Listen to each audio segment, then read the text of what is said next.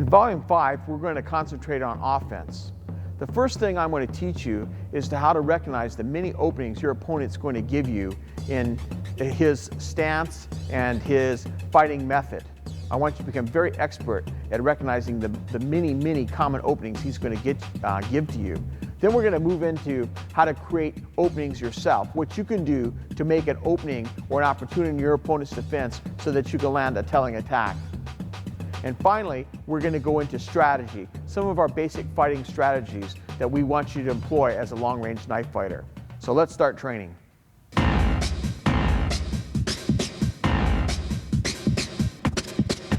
If you want to become a highly skilled knife fighter, you need to be aware of all the openings that are present in your opponent's defense. There's lots of common openings that you'll notice once you become aware of them. In the following presentation, we want to teach you how to recognize common openings so that you can take full advantage of them, stay at long range, cut or stab him, disable him, and move in and take him out with minimal damage to yourself. When you recognize these openings, it'll give you a good opportunity to score with no possibility of his counterattack hitting you. So let's get busy. Perhaps the most common opening you'll see in your opponent's defense in a knife fight is what I call a still hand. For a millisecond, you'll look for your opponent to hold his hand still. If he holds his hand still for even the briefest moment, he's really vulnerable to being attacked at that particular moment in time. So you want to look for a still hand. If Ron comes on guard and his hand is still, it may be moving around, in and out, and all over the place, and all of a sudden it holds still. I've seen this in all kinds of positions. Sometimes people hold their hand still up here. Sometimes they hold their hand still as they move. Sometimes they're moving their hand around and they rest for a second, or their mind shifts, or they're thinking about something else, and their hand will be still for just that long, and then it'll start moving again. Look for the slightest bit of time in which that hand is still, and when you notice it, you have a huge opportunity to land unopposed, to get in a stab or a cut and get out totally unopposed. When he comes on guard and his hand is still, like I taught earlier, he's vulnerable to an upward stab at the bottom of his hand. He's really vulnerable to hooking stabs, forehand and backhand. Have him switch so they can see the backhand. I can step to my left, turn my point, and drive it into the back of his hand and break those metacarpals.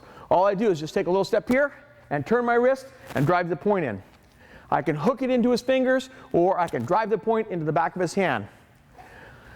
I can come over the top and attack his thumb when his hand is still, on the inside. I can come over the top and attack his index finger and the top of his hand, this way.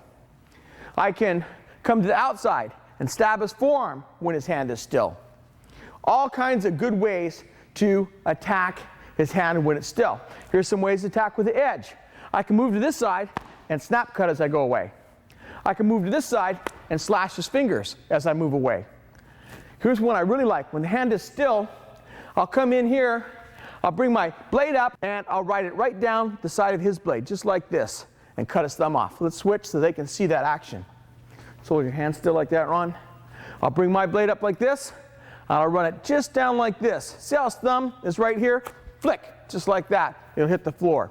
It's hard to see because you're going right down his blade, just like that, and hitting his thumb.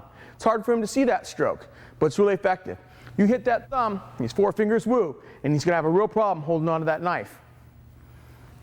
You can cut the bottom of his hand when it's still this way as you move away. You just move backwards, look over your shoulder, and then you just snap cut. As you go past, you snap cut as you go away. You can vertical whip when his hand is still. When you see his hand is still, just move a little bit to the side like this to get an angle. Let's switch so maybe the camera can see. Let's go about 3/4 there, here, like that. When I'm straight in front of him, his blade's in the way. I want to get my knife in here. So when I vertical whip, I'll step here, and I'll just come in here like this and cut on the top of his wrist like that, or reach out and cut his forearm. Lots and lots and lots of openings when his hand is still. Look for it. When you're watching television at home, maybe you're on the treadmill, pull out this tape. I train and study constantly on the treadmill. I walk on the treadmill at least 4 times a week for 6 miles. When I'm on the treadmill, I have a training tape in there. I'm studying something. When you're walking on the treadmill, take this tape out, practice identifying these openings. Watch them again and again and again. If you think about it, when you're fighting, all of a sudden you'll see still hand, and you'll take it instantly. You'll see still hand, and you'll take it instantly. You'll see still hand, and you'll take it instantly. Burn that in your mind. A still hand, a hand that's not in motion, is really vulnerable to your initiated attack. When you see that, get off. Attack him, get out, win the fight. When you're fighting, I want you to watch for what we call a still forearm. This is another terrific opening that allows you to do a lot of damage and get out unscathed. What I mean by that is as you're moving, sometimes you'll see your opponent cross his arm like this and he'll expose his forearm. He'll either close it like this or he'll open it. Sometimes he comes up here and he'll hesitate to attack. Sometimes he'll come this way and give you the inside of the forearm, but mostly you'll see the back of the forearm right here. In preparation for attacks, sometimes he'll cross. A lot of times when someone is going to start a vertical whip, they'll cross like this. As he crosses, lots of times they'll hesitate, just for a split second. That's why you have to have these opportunities or openings drilled into your mind. You have to recognize them instantly. In a millisecond, you have to recognize that is a still forearm. I can get that and get back out. There's a clear opening in his defense, only for a very tiny portion of time. No one stands there like this forever and goes like this and gives you their forearm to attack. You see it for only a small amount of time. I'm going to have Ron come out here. And let's have him stand 3/4 to you, about like this. There you go. Ron's going to expose his forearm. He's going to exaggerate this. But see this beautiful target right here? You've got everything from the wrist to the elbow. I usually like to come right in here with a vertical whip. If I see that somebody exposing the forearm, I'll vertical whip like this. I almost never stay there in the same spot though. After I cut it, I'm moving. You can also snap cut. Give me the same opening. You can snap cut that very nicely like that. And you're out again. You lean in, snap your knife down, and come back out just like that, very quickly. The other way you see it is, let's come over here, is he starts to raise his knife to attack, and you cut him here. Sometimes you'll come out this way. If he comes wide, you see that arm open up, and you attack the inside of the forearm. I frequently see people come up, and they don't know exactly what they're going to do, because I've changed my position. I don't stand still. When someone starts to feint me, I move and wreck whatever they have going on. But when I see his arm come up, I take it. Brings his arm up, and I take it, just like that. Watch for that exposed forearm, either crossed or open. Take it when you see it. I want you to remember, whenever you see your opponent hold still for even the smallest amount of time, that he's vulnerable. People can only move so long, then they stop to assess things. When you change, they go, oh, what is he trying to figure out to do? Anytime you see somebody hold still and not be in motion, they're vulnerable. I'm going to have Ron come out here. And let's switch Ron and get on this side. Come on, guard. When you see him still, you have lots of opportunities. His leg may be vulnerable. The outside of his elbow may be vulnerable. His shoulder is vulnerable. When he's still, you can move and take a flank. Let's spin, be on the other side. When I see that he's still for a split second, I may step over here and cut down this flank. I want to move away from his knife and engage that side.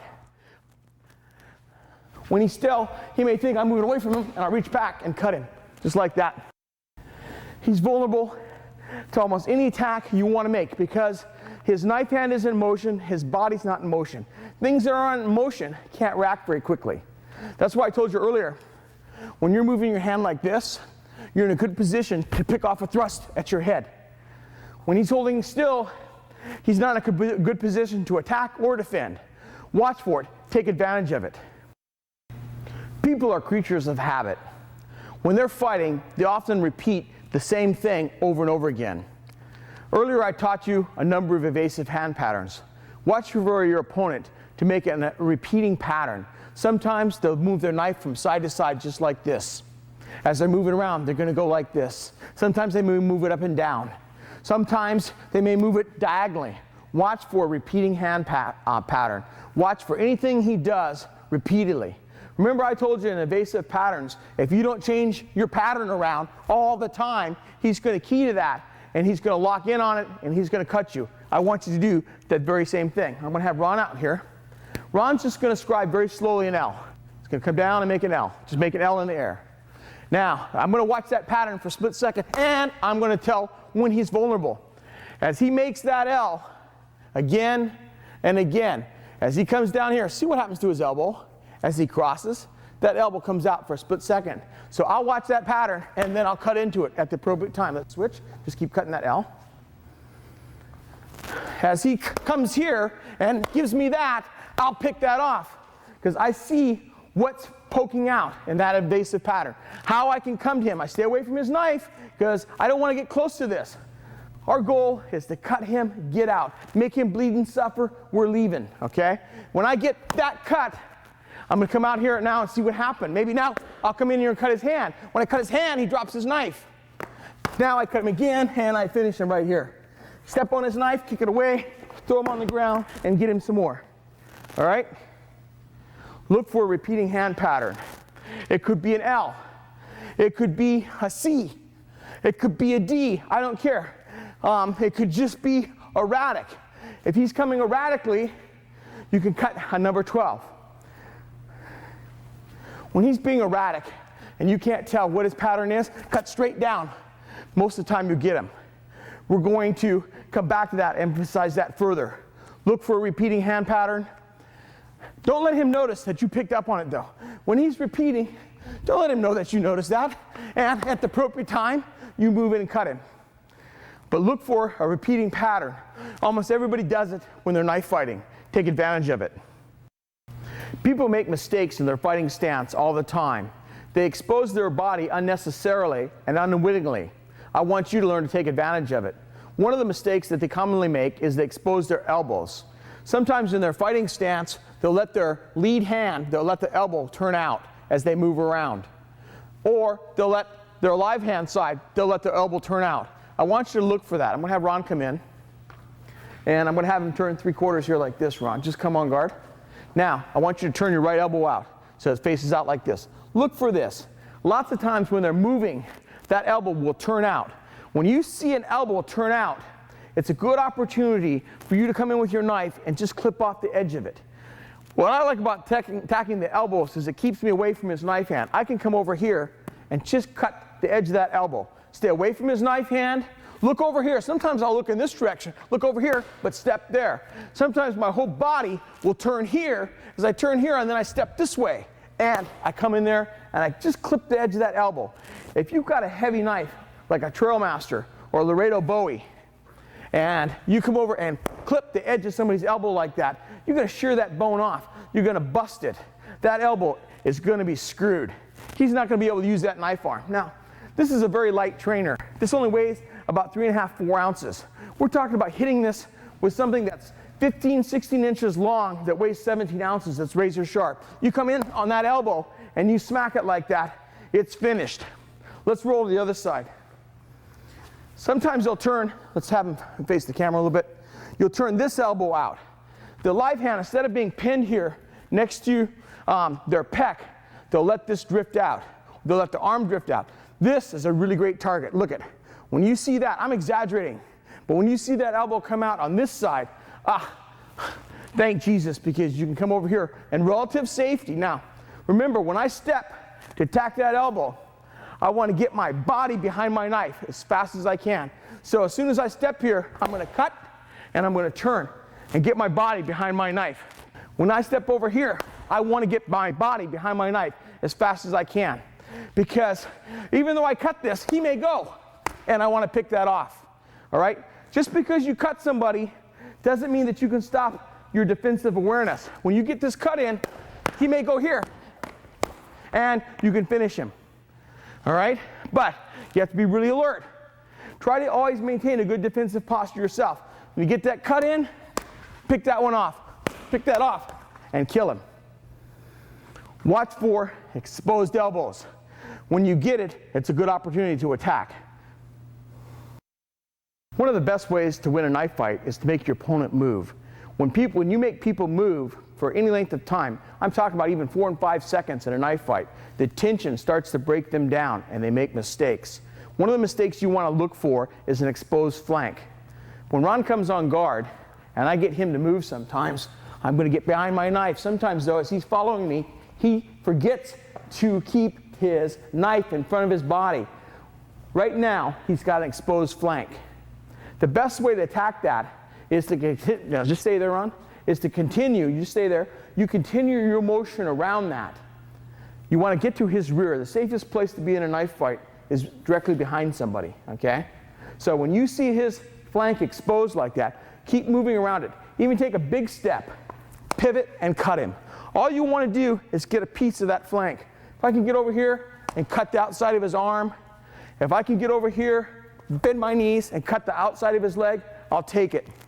Sometimes the best thing to do is to take a step this way, switch hands, cut him, and keep going like that. Look for that exposed flank. Anytime that his body is in front of his knife, this side, this flank, is less defended.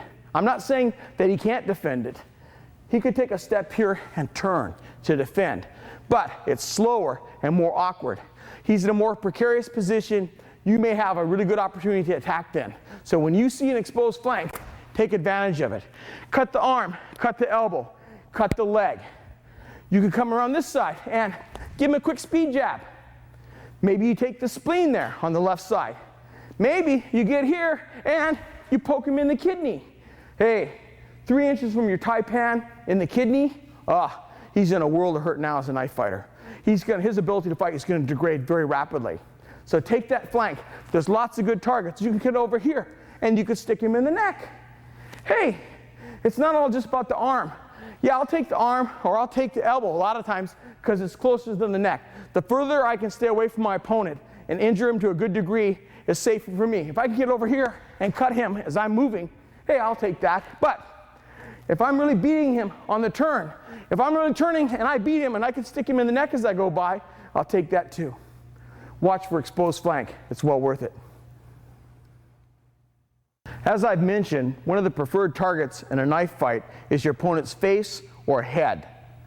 Lots of times, we said earlier, people will crouch and they'll lean forward and they'll put their head forward. They'll get their head forward like this. Forward like this. Sometimes they'll raise their arm. Sometimes they'll raise both arms like this. But they'll crouch and they'll lean their head forward.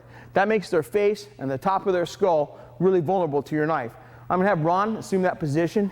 He's going to crouch. Look how close his knife hand is to his face. He has very little time to intercept my knife hand before it hits his face. Just a fraction of a second to parry. If he's not spot on, I'm going to hit him far before he parries, okay? When I hit him, his parry doesn't count. His head already went back. Anytime you can get anybody's head to go, and I've said this before, I'm going to reiterate. When you stab the face, the reason I like it so well is the head rocks back. When the head rocks back, he can't see anything below his face. Once I get his chin up in the air, his eyes go up. He can't see anything here now. So I get this up, and I can cover his knife, and I can finish him. So when you see somebody's head rock back from your strike, right, pin that knife hand. Remember we talked about beating it out of the way? Beat it out of the way and kill him. Keep that forward pressure on him. Stab him, lift. Now look how I keep the forward pressure on? I keep that forward pressure on him. Just like that. Now, here's another thing. When he's crouching like this, you can fake out his hand, right? Fake out his hand. And just like that.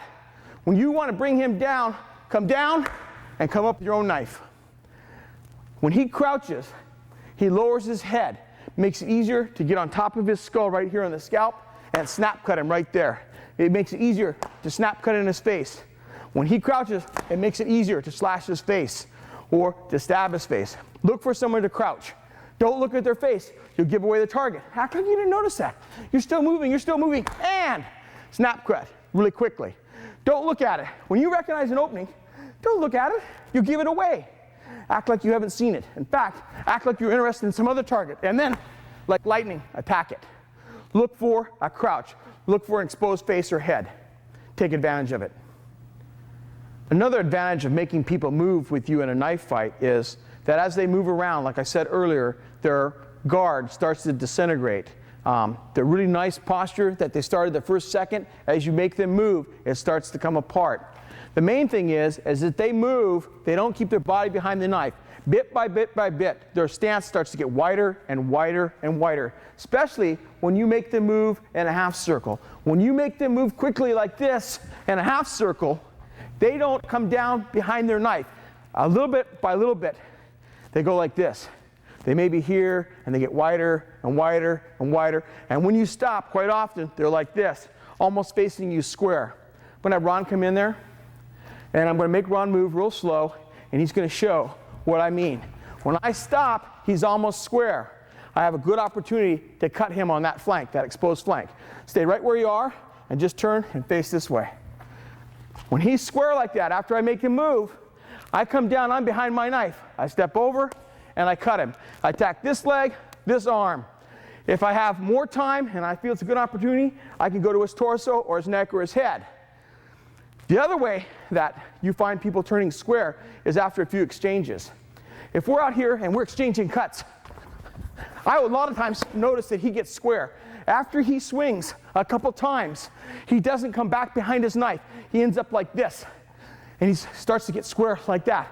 As you scare him, as he feels more frightened, he comes out of his good defensive posture with his body narrow behind his knife, and he gets wide and square. That's another time to take him on the flank. Look for those two openings.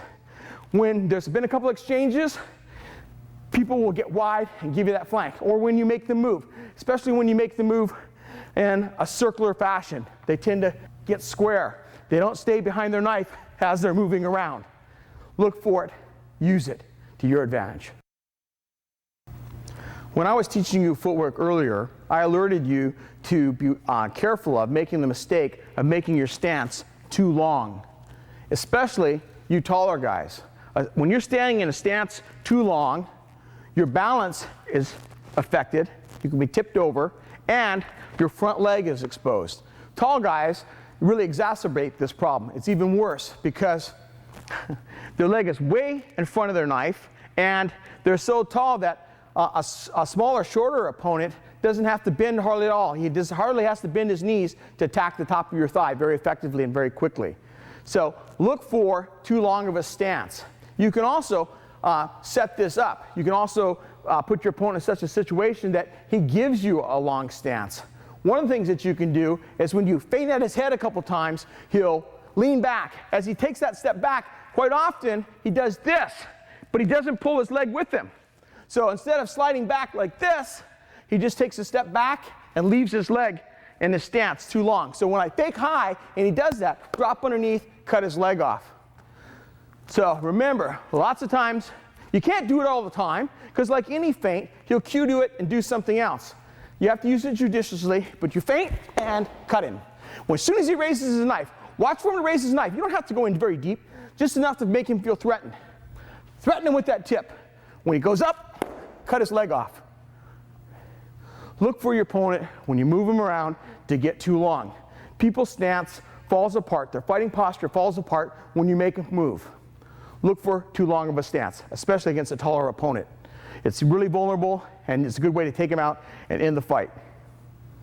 One of my favorite targets when I'm sparring is my opponent's exposed live hand.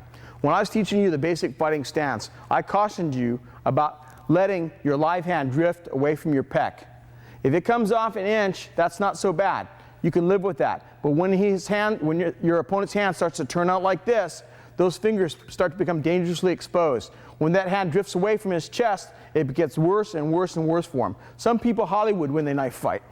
Some people that are really skilled bait with this hand too. They'll try to draw you to this hand while they cut you with this hand. So you have to be aware that sometimes when you see that live hand drift out, if he's a really skilled knife fighter, he may be setting a trap for you. It may be a ruse. But normally, people forget what happens with this hand. And as they're moving around, it drifts away. When that thing drifts away, don't look at it. Do something else. Take them to another direction. I like to, when I notice somebody's live hand drifts away, I like to move the other way. I don't want them to even know that's a target. And then suddenly, I'll switch back and take that. Let's start on this side. If I see his live hand has drifted away, I'll start moving him here, and here, and here, and here. and then suddenly I'll come back this way. What I'm doing as I'm circling is I'm taking up space between us. I might stay there. I might start here. As I circle Ron, I'm taking up, keep circling with me, Ron. I'm taking up space, space, space, and suddenly I'll come back and cut that exposed live hand, just like that. You can also set the live hand up. When you see that a live hand is drifted away, take a cut at his hand, just outside of range, like that. See how he reacts? If he lifts his hand, the left hand high, if he lifts it high to get away from your cut at his knife hand, aha, say aha in your head. Because what you're going to do is you're going to feint that move again. When he lifts, you're going to go to his live hand. What you're going to do is you're going to come halfway in. Don't come all the way in, come halfway. When you see it go, then extend and take that exposed live hand. Come halfway, snap cut, take that. As soon as you get this, take his face. Because this can drop. You get here and take his face immediately. You cut his fingers off like little chunks of butter. Come back, take his face too. Take his face, keep going around, away from that knife. Look for the exposed live hand. You can get it quite often, especially in exchanges. If you're in here and you're missing, first he thinks this is the target. I'm trying to cut this hand. And it's a good thing to think that too. Most people will, because if I cut this hand, I can go to his torso. He knows this is the primary target. So lots of my action is here. But all of a sudden, without any warning, switch your attention, cut this. When he feels the shock of your blade cutting off 2 or 3 fingers, his mind is going here. When his mind goes here, your blade goes to his face and you finish him. One of the things I want you to watch for when you're fighting is to see if your opponent is tracking your knife hand. Where are his eyes? Are his eyes following your knife's movement? As you move your knife here, does his eyes follow? Do they follow over here? Do they follow up? Do they follow down? If he's not keeping his gaze on your whole body and using his peripheral vision and making his gaze wide, but if he's tracking your knife, you have a huge advantage because you can lead him to where you want him to go. If I see that Ron's watching my knife, I'll pull him this way, step and cut this side. I'll pull his attention over here. As his eyes go over here, I'll come back suddenly. I can lead him high. I'll bring him up and cut down here. I'll come low and come over the top and stab him. I might pull him to the side a couple times. As I pull him here, I'll switch and cut him on this side. Watch where your opponent's eyes go. It's a common mistake. Almost everybody that's inexperienced in knife fighting makes it. The chances in a street altercation for you to find a really experienced knife fighter are pretty slim. Most people are going to track your knife. This is the threat. They're going to be really scared of this knife. They're going to watch it. They're going to focus on it. They're going to tunnel in on it. That's going to be their whole life. You're going to be able to watch them, what they do. If they come up, draw them up. See what happens. Draw his attention up. Draw it to this side. If you see him go here, come the other way. Take him out. Set him up. You have a good opportunity if he tracks your knife. Lead him to a spot where you want him, and then take him out. One of the things I've learned in 23 years of practicing knife fighting is that you can manipulate your opponent's attention and misdirect it. You can cause your opponent to direct his attention too high or too low. Some people naturally will look at your face and your eyes. Some people will look more at your feet and your lower body. Either one is a mistake. If somebody's attention is just on your upper body, they tend to forget that the lower body is also a target, and vice versa. When they're looking down there at your feet trying to figure out which way you're going to go, they forget that their upper body is a target, and they need to concentrate on defending that too. I'm going to call Ron in here, and I'm going to show you how, very slowly, so you can see how you can raise somebody's attention. If you want to attack them on the low line, you pretend that nothing below his waist exists. All your feints, you never even look down there. You look up here. You actually almost raise your head like this, like a turtle. Kind of raise your head like this. And it's like everything's up here. It's all the feints are up here. And suddenly you jump underneath that knife. When you see him raise and all of his concentration and everything's up here at his face, and then you get that, he doesn't expect it. That sudden lowering of your butt. As you come up, here, drop. Now as you drop, look up. If you're not successful, that knife's going to descend and you're going to have to defend. But If you've got a Trail Master or a Laredo Bowie, and you get a good cut in here or a good chop, he's going to flop. He's not going to have a counter because he's not going to be standing. He's going to be falling. Same thing. If you want to attack his face, you don't pretend his face even exists. Don't look at it. Everything is down here. You're looking at his feet. You're stabbing his hands. You want to make him feel threatened in his stomach. And without warning, you attack him on the high line.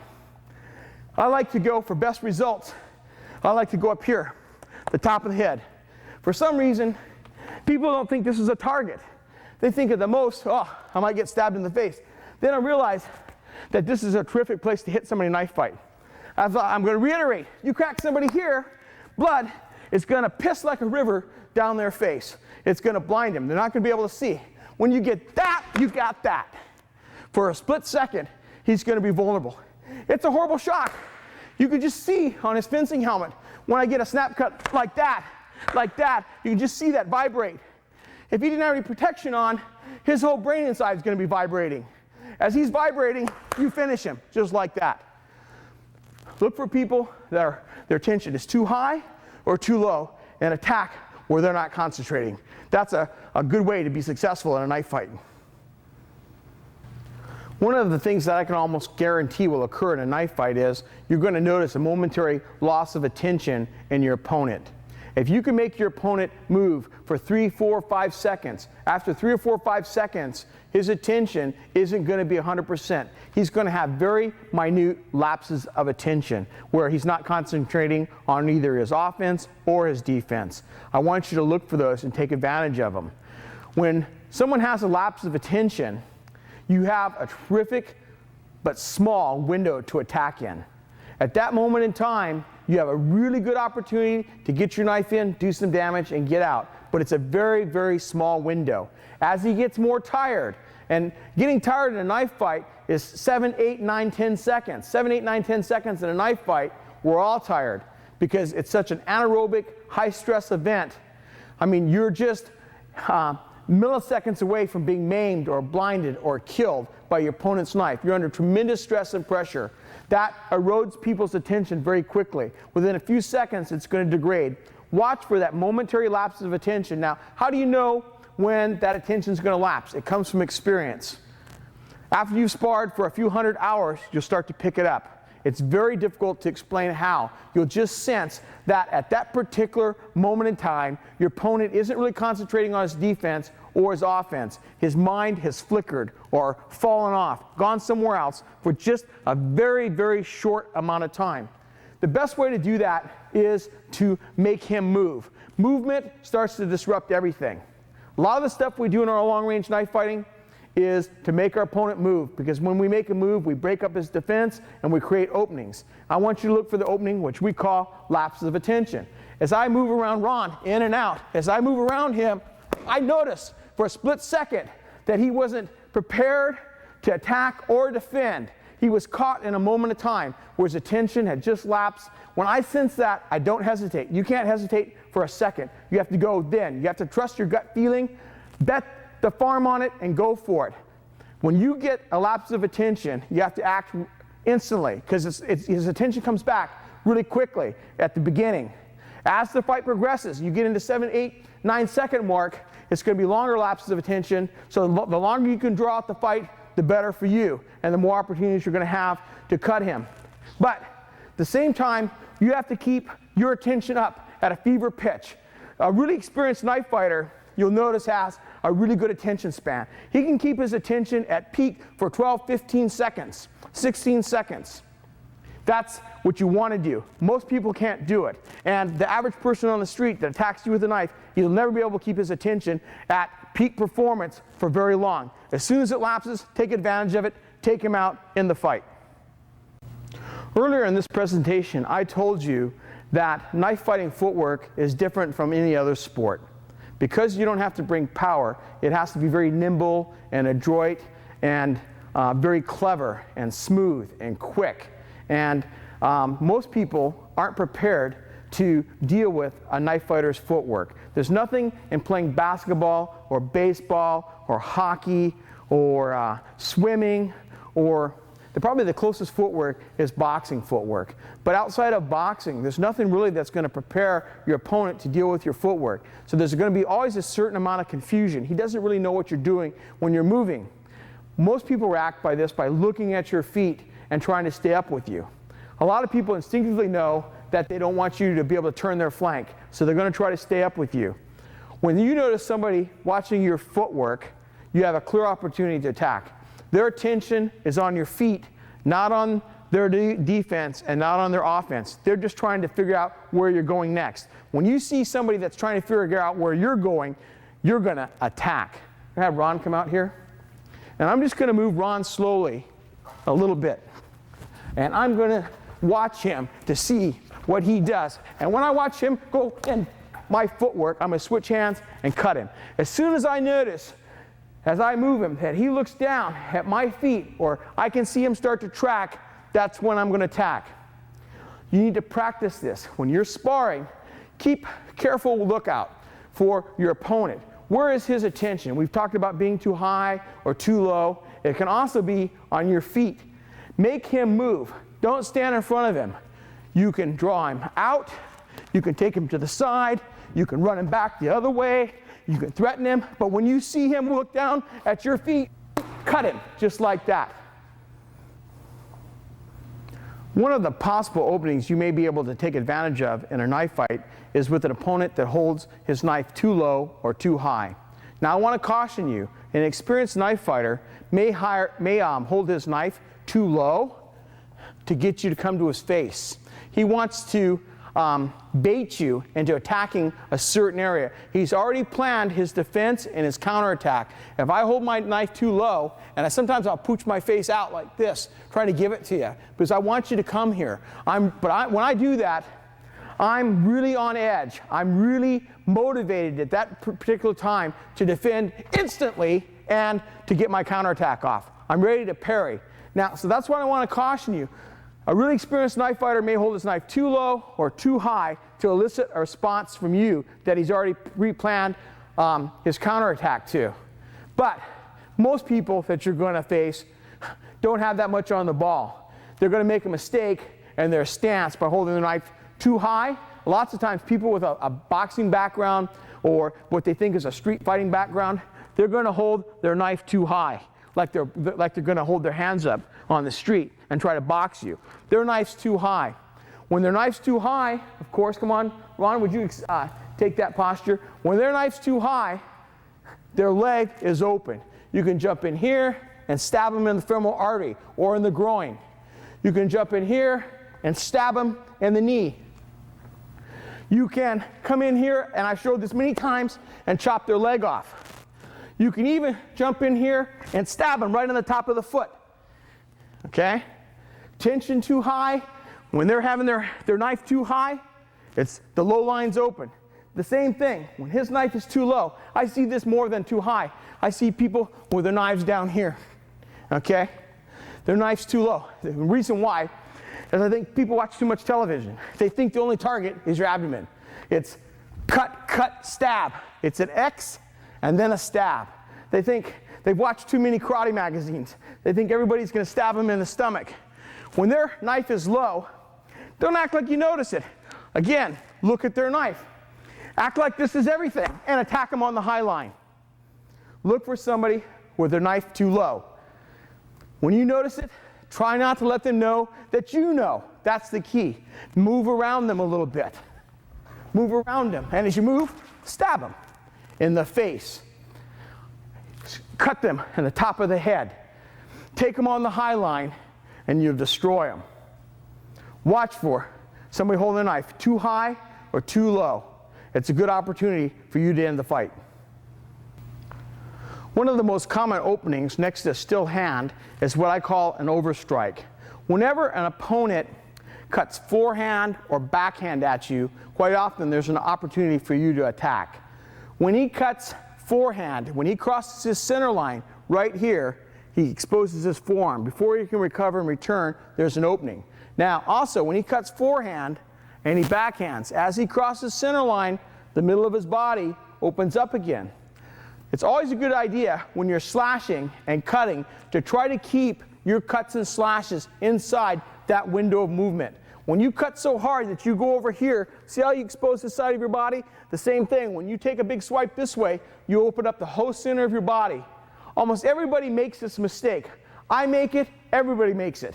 When you get excited and when you're scared, you're going to miss. And lots of times when you think you have a good opening, you're trying to finish that fight. You go a little too hard and you end up out like this. That's when you have to learn to get your body back behind your knife. You have to get out of there. Look for someone to open up and show you this. It's called an overstrike. He goes too far. He goes outside of that window of movement, and it's hard for him to recover and defend. So forehand, he gives you the flank here. Backhand, he gives you the center of his body. I'm going to illustrate that. Ron's going to cut forehand, and I cut him right through there. When he cuts backhand, I cut him here. The number 12 strike, when we're teaching you the angles of attack, number 12 was straight down and straight up. I'm going to give you a really good piece of information now. When in doubt, cut 12. A straight downward strike like this, not off to the side, right down the center of his body, quite often intercepts most attacks. When Ron's cutting and he's doing all kinds of evasive patterns, and I cut 12, it tends to go right in between all of his bullshit. Everything he's doing here and running around and all of his evasive patterns and everything, whatever he's doing, I cut 12, it almost always goes through. When he's swishing his knife back and forth and cutting at me, all I do is cut 12, and I come right down. When he's moving, cut 12, right straight down. You almost always get him. Look for him. When he cuts this way, cut 12 and take his forearm off. When he cuts backhand, get out of the way and go 12 again. When he closes the distance, cut him here. When he opens, cut him here. Straight down, number 12. When in doubt, cut straight down, number 12 angle, when you sense your opponent's going to overstrike. Look for it, practice it, spar it, watch for it, and do it. I guarantee you, you're going to have a lot of success with that number 12 on overstrikes. Over the last 23 years, as I've studied knife fighting, I've read every book and magazine article I could find about knife fighting. I've watched every videotape. In my library, I have over 1,700 videotapes on martial arts and knife fighting, stick fighting, sword fighting, grappling, boxing, wrestling, shoot fighting, just all the combat arts. And I'm amazed at some of the stances, the fighting stances that people advocate for knife fighting. The basic problem with most of these stances is they're under the mistaken belief that you can trade cuts or stabs in a knife fight, that you can use your arm or your leg or your shoulder as a shield and absorb your opponent's blow to land a better blow. Nothing could be further than the truth. I have Ron come out here. Ron, I want you to adopt the special forces stance where your hand's like this. No, this one here, like this. I've seen this in a lot of knife fighting books. The idea is that this arm is going to guard and parry, and you're going to hold your knife hand back so it's hard for your opponent to get to it and injure it. This is the silliest thing I've seen in the world, and I'll tell you why. As soon as I see this, and I go like that, that arm's finished, and so is he. This is silliness. Anytime I move to this side, he has a hard time defending. Now, he could help himself a lot by this if he sucked this back in here and made me come in really close where he has a chance to use this knife. But when he holds his hand out here in front like this, I can come to this flank and attack him with impunity. If you don't believe me, spar it out. Have one person adopt our suggested fighting stance. The other person get the special forces stance going. Let's see who gets cut the worst, who gets cut first, who dies the first. It isn't going to be the guy with our long-range knife fighting stance. I guarantee it. The next silly stance that I see is this crouch stance where you're using your arm as a shield. The idea is that the arm and the forearm and the hand protect the neck and the vulnerable abdomen area. Supposedly, you block with this hand, just block, and counter with the other one. But what happens is, if I get this block, I can pick that up. If he blocks his hand, that's not a big deal to do that. It's not a big deal. Or if I get this blocked and he goes, I can still go. It's not a big deal. If you're a trained knife fighter and you have the long-range skills we're teaching you in this tape, when you feel this stopped, get ready. That other hand's coming. You can either pick it up with your live hand and circle it like that and knee him in the face and drag him out and kill him. There's all kinds of stuff that you can do. Don't think for a moment that you can use some part of your body as a shield. Yes, you may have to at some point in time take a cut because there's nothing else you can do. He goes to cut me and I just can get my arm down to block. He pulls back and he cut me, right? But maybe I stomp him here and stab him. You don't quit. It's not optimal. None of us want to get cut. But I won't deliberately put my arm out here in any way and offer to use it as a shield so I can land a better blow. When you run into somebody doing this, take them out right away. Show them no respect. Just remember, when you cut this, that backhand may go. So when you cut this, be ready. Keep in motion. Don't stand there. Cut the arm, move. Just like that. Keep going.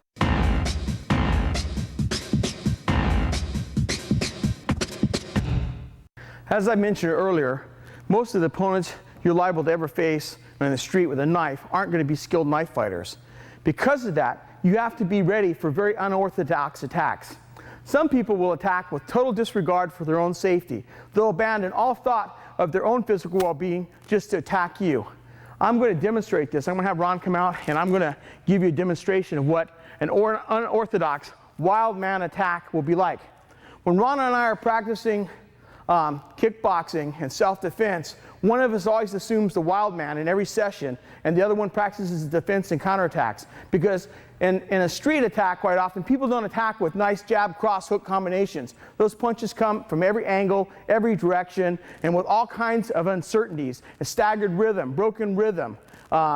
It's the same thing with a knife. It's not 1, 2, 3. It's more like, are you ready? I hate your guts! I'm going to kill you! I hate you, I hate you! Stuff like that.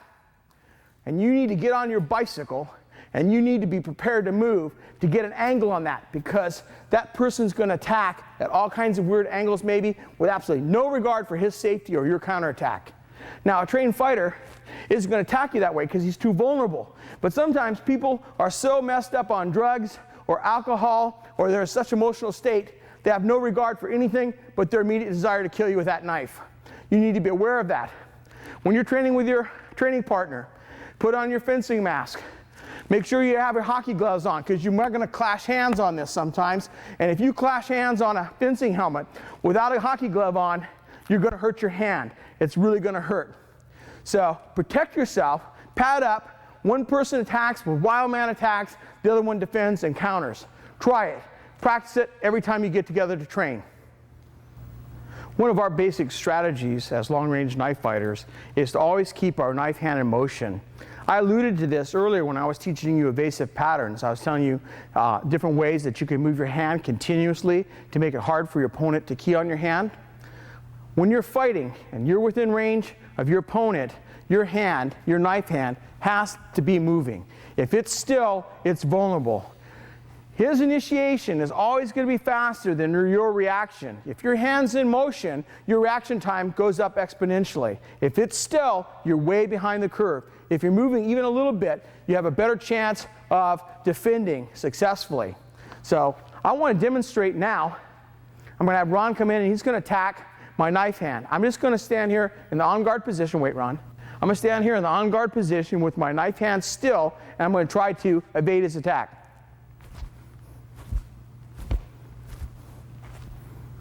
Give me fast.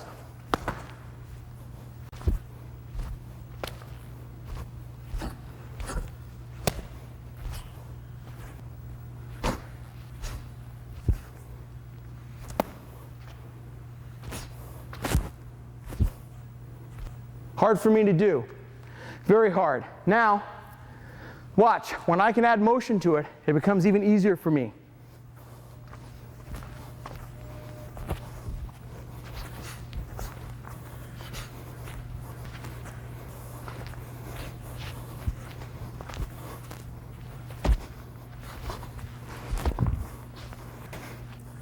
See what I mean? When you can move your arm, it gives him a lot more problems to deal with. Always keep your arm in motion when you're in range of your opponent's knife. That's a strategy you want to live your life by as a knife fighter. Another good rule to follow if you want to be a good long-range knife fighter is always to keep your hands, arms, feet, and body in motion, especially when you're within the lunge or flèche distance of your opponent.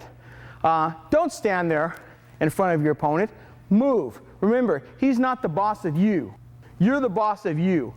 He can't direct what you're going to do. You move. You go where you want to go. Don't stand there where he feels comfortable. If Ron, go slow, Ron. If I feel like he wants to be there, maybe I'll come over here. If he's at long range, maybe I'll take up some space. Maybe I'll give some space. Maybe I'll move like this. I'll move in, I'll move out. Maybe I'll lunge at him, but I'm going to keep in motion.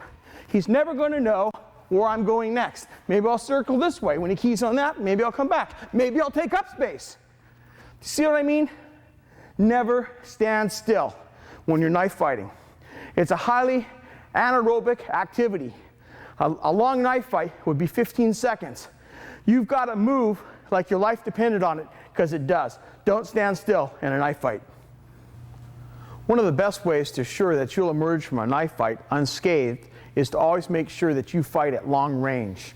You want to stay, I'll have Ron come in here, you want to stay at least 1 or 2 steps away from your opponent out here. Don't unnecessarily close in here. I see a lot of other people teaching close range knife fighting. Yes, you need to know how to fight in here, but this is the range at which you have the greatest likelihood to be injured yourself. You don't want to stay at this extreme close range for very long. You enter this range after you've cut the knife out of your opponent's hand. You don't fight at this range. You don't willingly come into this close range unless your duty requires you to. If you're in a special military unit and you have to go through a door and there's a guard or someone blocking that path, I may have to come into this range immediately, take him out, and go through that door so our mission can be successful. That's about the only time you really have to fight at that close range. If you want to have the best chance to emerge without being wounded and take out your opponent and survive that fight intact, you need to fight at long range. Move around. Stay outside. Don't move in. Look for an opportunity where you can take your opponent at a moment of time where he's not expecting it. Stay out of long range. He's not the boss of you.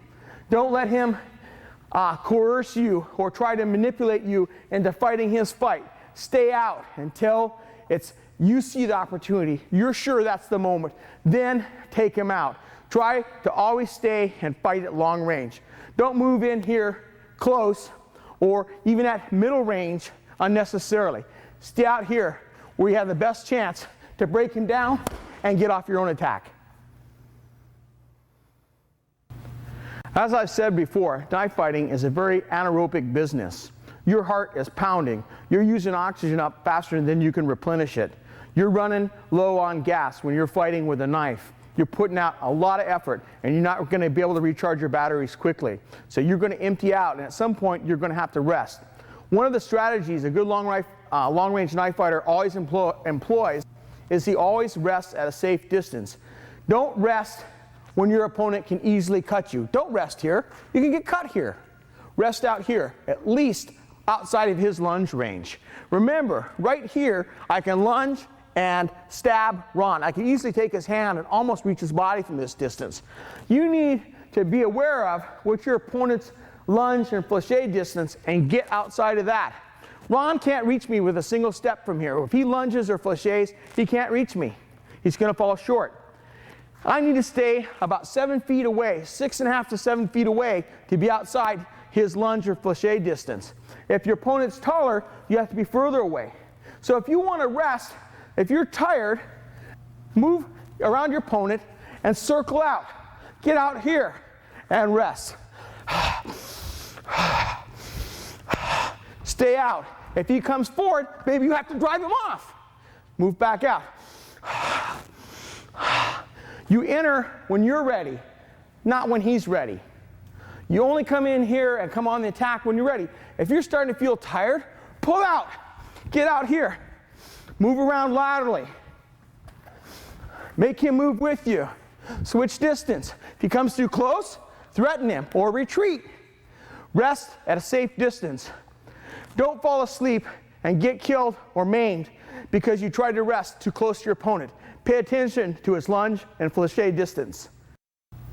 Another attribute of the superior long-range knife fighter is he never fights at the same distance. He's constantly changing his position and distance from his opponent. Have Ron come in here. Just stand there, Ron, and come on guard. You got to remember that your opponent, and I've said this time and again, and I'm going to keep saying it. I want to drill it in your mind. Your opponent is not your boss. When you're in the ring fighting, you don't fight your opponent's fight. You fight your fight. Same thing with knife fighting. You don't let him dictate where you're going to go. He's not the boss of you. You dictate where you're going to go and force him to react. Never stay at the same distance. And I see this in our training classes all the time. If I could get my students to circle, they stay right about here, just about one step away. They never come in or out. I want you, let's move over here, Ron, so the camera can pick up. I want you to vary the distance that you're at from your opponent. Maybe you drive him off, come back out, squirt to the side, drive him off, come out, circle out, circle out, circle out, circle out. When he thinks everything is everything, you come back in, suck up that space. When you're changing the distance, he doesn't know what your plan is. Sometimes I want to give space and lure him into the attack. He thinks I'm retreating now. I'm just timing him to get in my counterattack. I want to attack him at that point in time where he thinks he's safe. He thinks he's got me on the run. It's all going his way. His mind's not on his defense. Bang! I attack. Use your footwork constantly to change up. Change that distance. Don't stay here, right here, at the same spot. Sometimes press in a little bit, move back, press in, move out, move to the side, run. Sometimes I'll run on his flank, and I'll try to get that. It makes him scared. It makes him wary. Helps set him up for something else. Change your distance. You won't regret it. Another strategy you can employ in a knife fight is to change the tempo of the fight. Just like when I was talking about just recently changing the distance, you can change the speed and the pace of the action in the knife fight. You can bring it up to a high level, reduce it, bring it up, reduce it. What you can do is you can actually lure your opponent into making a mistake or going to a sleep by changing the tempo of the fight. I'll have Ron come out here, and I'm going to go in real slow motion so I can talk. I can drive him off with vertical whips. I can come right back again. Now, I can come again. So what I'm doing is I'm being really aggressive here for a couple passes. Then I'll circle, and I'll try to make him think I'm on the run a little bit. And I'll turn it up, and I'll turn it up really quickly without any warning. So you can vary the tempo. You can come in with a lot of stabbing attacks like that, aggressively a few times. And again, drive him back. And then get on your bicycle and stab him again really quickly. Go for his hand. Change the target. Break your rhythm. Change the tempo. And you'll find you have lots more opportunities to score. Experiment with it at home. Get with your training partner. Put some pressure on him. A lot of pressure. Even more pressure. Back off. Get on your bicycle. Move around. Let him get a little confident. Then switch it on again. Suddenly, without any warning, cut him, stab him, take him out.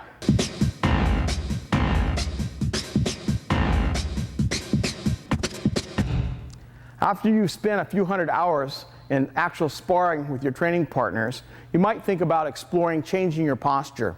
Our main fighting position looks like this. Our shoulders back, our feet are pointed at 11 o'clock, our knife's pointed at our opponent's face, our live hand's pinned here on our left pec, our elbows are tucked in, our knees are slightly bent, our heels up. This is a pretty good fighting posture. It's our basic fighting knife posture. But there's other postures that you can adopt that may cause confusion and give you some advantages over your opponent. One of the ones that I like is what we call our extended arm posture. I'm going to call Ron in here. And just come on guard, Ron. What I'm going to do is instead of taking our normal posture, I'm going to change it a little bit. I'm going to come on guard. Instead of holding my knife here, I'm going to extend my arm till it's almost straight out here. It's going to be about shoulder height. The advantage of this posture is I take up space with it and I threaten. I hold people off. When I hold my knife out like this, I'm holding him away from me. Now, when I do this, I want you to notice the negative about it is that your hand is still. So you have to be very defensively minded when you do this. You know, my arm isn't, sometimes I'll move my arm a little bit like this to help myself a little bit, but for the most part, it's not highly evasive. But what it does do is it takes up a lot of room. I can also encroach on his space very easily like this. I can walk right in on him. If he doesn't go for my hand, I can stab him.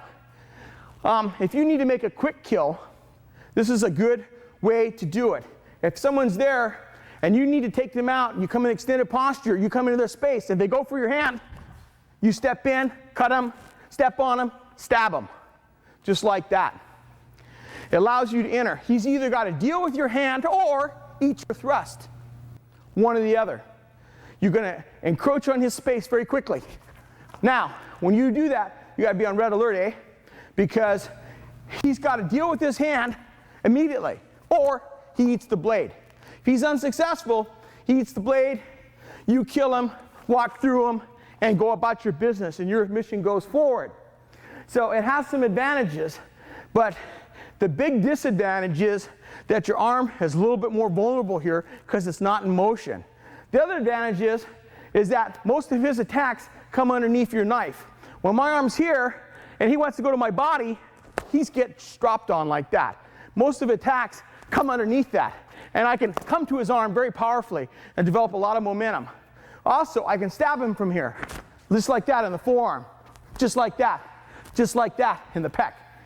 So it gives you a good position to thrust and to drop with cuts on, but it has some disadvantages. It's for an experienced knife fighter. After you've got a few hundred hours in knife sparring under your belt, you might want to think about trying this and experimenting with this posture. This posture is also seen in Kenjutsu, Japanese sword fighting. You can see this posture adopted with a samurai sword. So it's an ancient way to hold an edged weapon. It works. I wouldn't do it if it doesn't work. Everything that we teach you has been found to be effective in thousands of hours of knife sparring. So practice this and make it your own. You may need it someday in your bag of tricks. If you like to fight with a heavy knife, like a Bowie knife or a kukri, I'd like you to experiment with our overhead posture. This posture is particularly well suited for knives that are heavy with a real weight forward blade. To assume our overhead posture, it's very similar to our regular fighting knife stance, except this time we're going to step forward if you're right-handed with your left foot, one step. You're going to turn both toes to 1 o'clock. You're going to pick up your rear heel, that's your right heel if you're right-handed.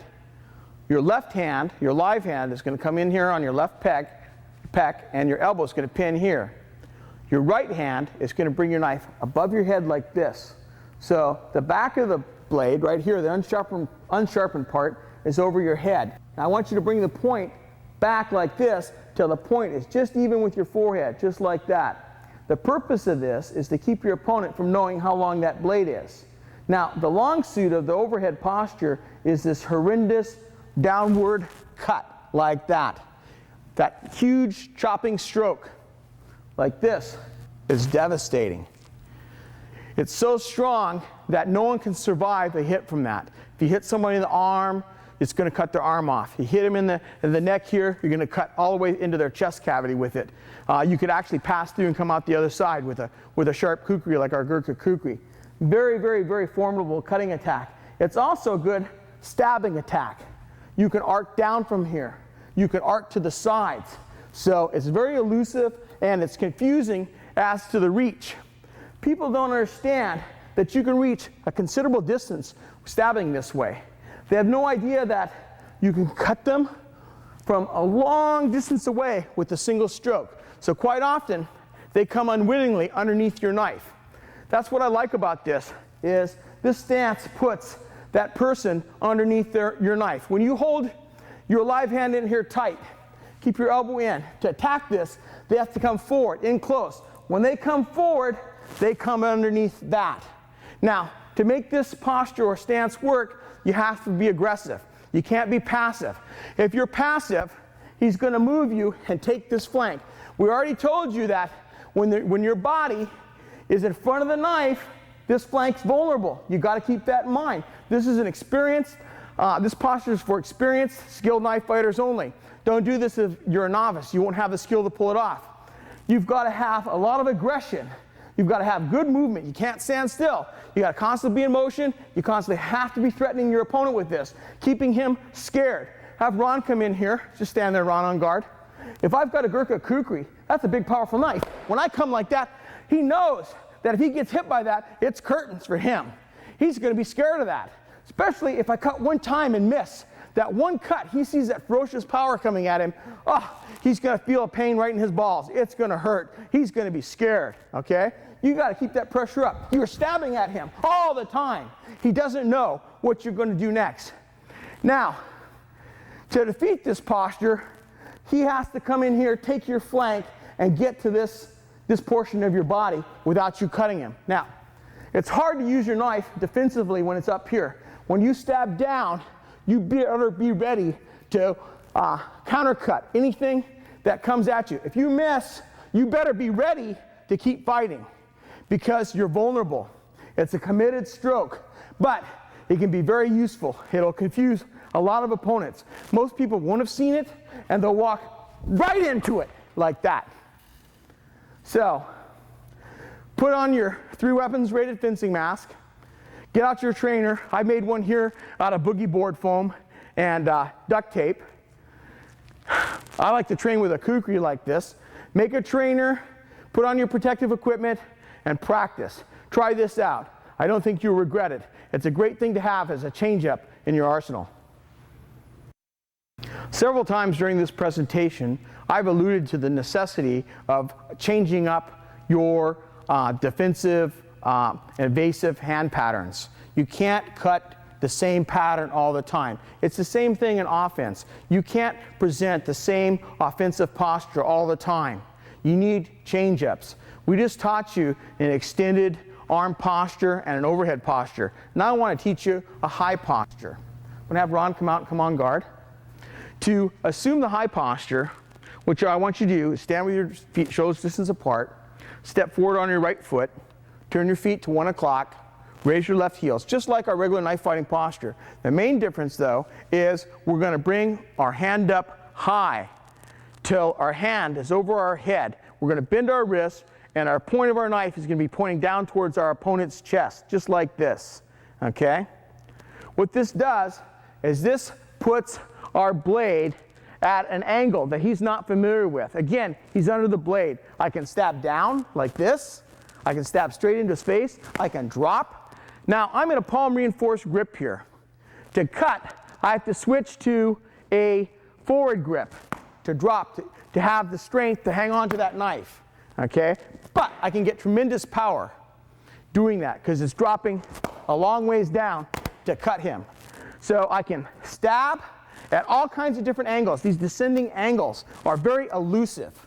It's hard for him to judge the angle I'm going to stab at. Now, to make this posture work, just like with the overhead posture, you have to be very aggressive. You can't be passive to do it. It presents some problems for your opponent when you're always stabbing at him all the time at weird angles all the time. Or when every time he tries to move in on you, you cut him like that. So he's always underneath your knife. The downside is like with the extended arm posture. When I'm here in this high posture, my arm is almost frozen. I have a little bit of motion to it, but I don't have the full gamut of evasive maneuvers I have in our regular fighting stance. So you have to be aware that your arm is a little bit more vulnerable, and he's going to be trying, that's the main goal, he's going to try to counter slash you. Adopt that high posture for a second. When his knife is up there high like this, I'm going to drop it down a little bit lower. I'm going to try to get in here and move my blade close so that I can snap cut it. That's what he's going to be looking to do. So you need to be aware of that his goal is to close the distance, inch his knife in, and slash like that, suddenly, without any warning. So you have to be ready to move your knife. You also have to constantly keep up this aggressive stabbing attack. But it has some real advantages. You know, obviously, when I'm up high like this, it's hard to defend the low line. But he's got to drop to attack my low line. He has to come in deep underneath my knife, just like that. And by the time he gets there, I can develop tremendous power. I mean, see how far this knife moves?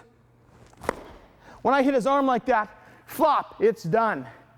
So this high posture has a lot of advantages, some disadvantages. You need to play with it and make it your own, because you may need it someday to win the fight. If you favor a fighting knife that's particularly well suited for stabbing attacks, our loaded posture is something you might want to consider because its long suit is stabbing. To assume the loaded posture, it's very similar basically to the overhead posture. We're just going to change one thing. You're going to step out with your left foot forward, turn your feet to 1 o'clock, pick up your right heel, pull your shoulder back, put your live hand on your left pec, tuck in your elbow, narrow your body. Now, here's the main thing. You're going to pull your right arm back that's holding your knife all the way back next to your side, almost like it's cocked under spring tension, because what you want to do is you want to shoot this out at a moment's notice and take your opponent unawares at a distance he doesn't think you can stab him at.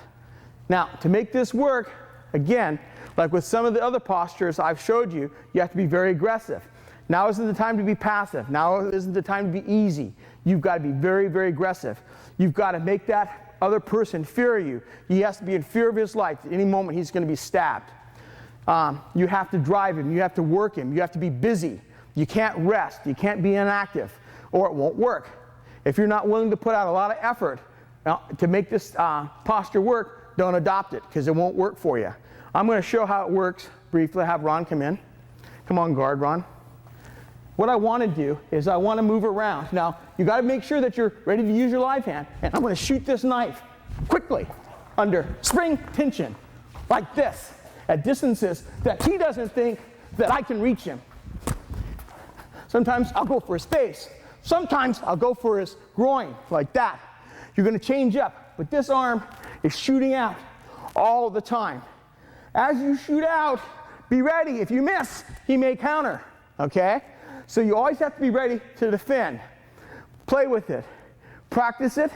Maybe it's not for you, but maybe you'll really like it, and it might save your life someday. This concludes the training we're going to do in this volume. Remember, repetition is your friend. You need conditioned reflexes, and the only way you're going to get them is to practice these techniques thousands and thousands of times.